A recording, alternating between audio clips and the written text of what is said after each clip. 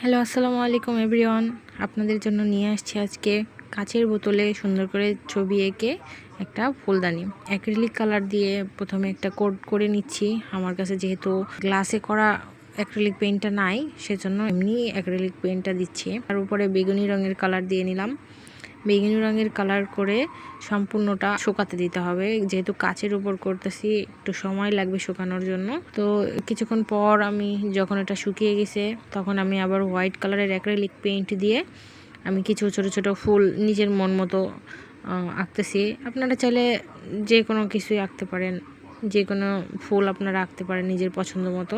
তো আমি আজকে রাস্তা দিয়ে আসার সময় একটা বাগানের সাইডে দেখলাম অনেকগুলো মানি প্লান্টের গাছ। তো এখান থেকে কিছু কিছু আমি ছিঁড়ে নিয়ে আসছি। তো নিয়ে আসলাম, নিয়ে আসার পরে এখন সেটার জন্যই কাচের বোতলটাকে আমি এভাবে মেক করতেছি। নিজের ইচ্ছা মতো যেমনটাই ইচ্ছা করতেছে ঠিক ওইভাবেই করতেছি। যার যেমন চয়েস হবে সে সেভাবে করে নিবে, এটাতে অন্য ইউনিক কিছু হবে। তো আপনারা যদি কেউ আমার এটা দেখে বানিয়ে থাকেন তো অবশ্যই ছবি দিবেন, কমেন্ট করবেন।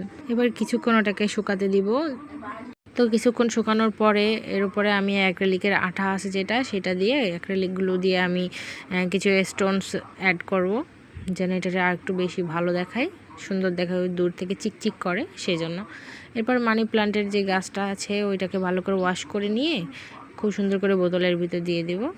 তো আমাদের গাছটা রেডি হয়ে গেল। এখন এটা ঘরে বা বারান্দাতে যে কোনো জায়গাতেই রাখতে পারবেন আপনারা। তো কেমন হলো সবাই জানাবেন। ধন্যবাদ।